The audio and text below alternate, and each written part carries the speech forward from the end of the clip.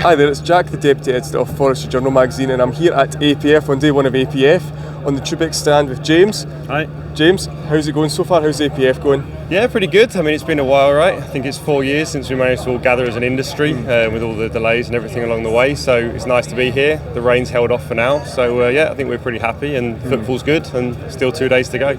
Yeah, 2 days to go. Good and bad. How's it been going? Has it been busy on the stand? What's it been like? Yeah, I think a lot of questions, especially a lot has changed in the industry in that time, especially related to tree protection. So it's really good timing in that sense. So a lot of questions around biodegradable shelters. We see more and more of those along the streets here.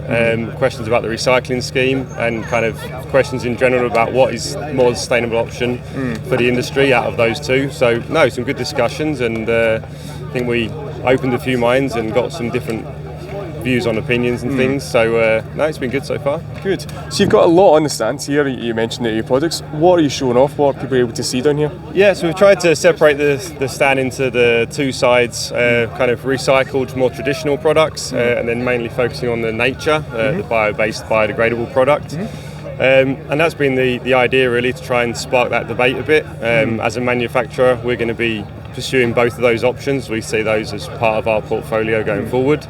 So where we have easy access sites, big landscape projects, then we're kind of still advocating, from what we see today, as the recycled tree shelters recycled at their end of life, which from the research so far shows the lower kind of overall impact from cradle to grave.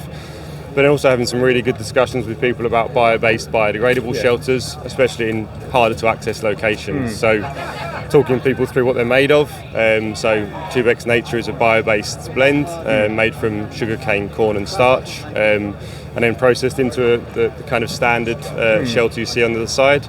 And for the first time, kind of demonstrating the different products that it will be available in over time, expanding into Volguards, wraps, and 0.6 and 1.2 products. So yeah, it's been really good. Yeah, and it's really interesting because obviously Tubex, one of the things that sets you apart is the fact you focus on those two elements, the sort of traditional shelters and the biodegradable. Why is that? Why is that the kind of route you guys choose to go down? Obviously we have a long history on the standard tube side, and really we're trying to keep an open mind with all the more science there is, the more information that's available, what's the right product to use. And although the development in biodegradable has been great, there's still a lot of questions, right? So most products have only been out there for 2 years. So for now, really big planting schemes where they need that guaranteed protection, we're seeing most of the time people are still opting for the standard product, but trying to add on the responsible end of life and increasing the amount of recycled. But there's no doubt that the biodegradable products will grow with interest over time. As there's more availability of materials, more suppliers, that will undoubtedly become a choice for a lot of people as well.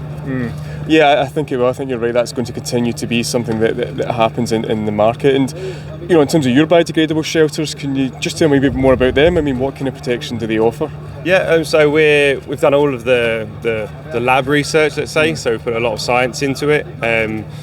We're saying to people, we think between 3 and 5 years you're going to get that strong structural integrity, and then the product will start to become more brittle and start to break down over time.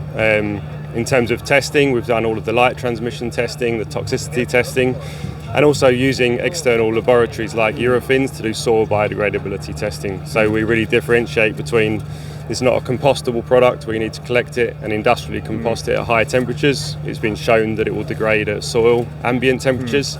And trying to walk people through that really and what that means. There is no magic solution that after 5 years it's going to disappear, but we know at least you've got the peace of mind that it's going to start to break down and will not cause any damage to the soil. So yeah, it's an interesting discussion, and I think we've got a lot more debates to come on that.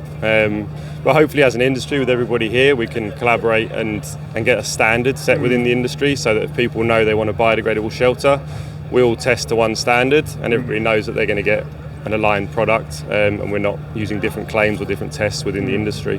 Yeah, that's interesting you talk about the industry, and it's, as you mentioned, it's 4 years since last year for APF in person. What kind of position do you think, from the tree shelter perspective, what kind of position do you think the industry's in at the moment? Yeah, fairly good, I would say. I mean, we do see some shifts in some area. For example, maybe the use of more deer fencing and then using 0.6 shelters rather than 1.2s. And I think more focus on which shelter is being used. So maybe some of the industry has been kind of defaulting to 1.2 a bit too much, and now we're seeing more nuance there, and people thinking more about which product to use, which species, in which area. So that's only a good thing if we're trying to use these products responsibly.